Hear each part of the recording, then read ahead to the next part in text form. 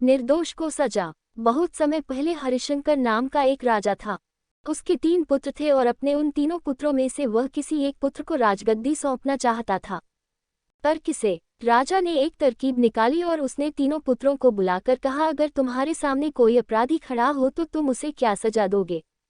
पहले राजकुमार ने कहा कि अपराधी को मौत की सजा दी जाए तो दूसरे ने कहा कि अपराधी को कालकोठरी में बंद कर दिया जाए।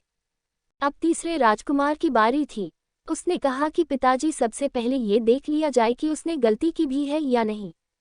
इसके बाद उस राजकुमार ने एक कहानी सुनाई। किसी राज्य में राजा हुआ करता था। उसके पास एक सुंदर सा तोता था।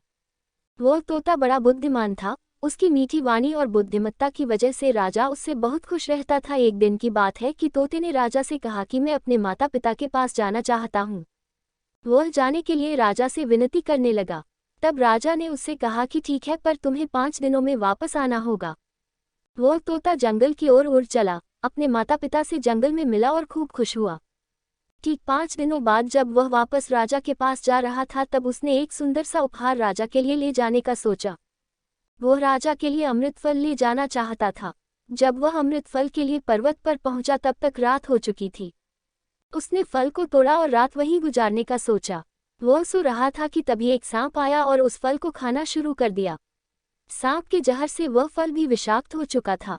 जब सुबह हुई तब तोता उड़कर राजा के पास पहुंच गया और कहा, राजन, मैं आपके लिए अमृत फल लेकर आया हूँ। इस फल को खाने के बाद आप हमेशा के लिए जवान और अमर हो जाएंगे। तभी मंत्री ने कहा कि महाराज, पहले देख लीजिए कि फल सही भी है कि नहीं। राजा ने बात मान ली और फल में से एक टुकड़ा कुत्ते को खिलाया। कुत्ता तड़प तड़प कर मर गया।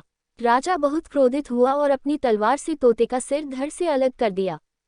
राजा ने वह फल बाहर फेंक दिया। कुछ समय बाद उसी जगह पर एक पेड़ उगा। राजा ने सख्त हिदायत दी कि कोई भी इस पेड़ का फल ना खाए, क्योंकि राजा को लगता था कि यह अमृत फल विषाक्त होते हैं और तोते ने यही फल खिलाकर उसे मारने की कोशिश की थी। एक दिन एक बूढ़ा आदमी उस पेड़ के नीचे विश्राम कर रहा था। उसने एक फल खाया और वह जवान हो गया, क्योंकि उस वृक्ष पर उगे हुए फल विषाक्त नहीं थे।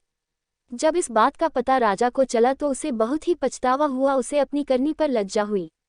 तीसरे राजकुमार के मुख से यह कहानी सुनकर राजा बहुत ही खुश हुआ और तीसरे राजकुमार को सही उत्तराधिकारी समझते हुए उसे ही अपने राज्य का राजा चुना। शिक्षा: किसी भी अपराधी को सजा देने से पहले ये देख लेना चाहिए कि उसकी गलती है भी या नहीं। कहीं भूलवश आप किसी निर्दोष को तो सजा देने नहीं जा रहे हैं। निरपराध को कतई सजा नहीं मिलनी चाहिए। तारांकन।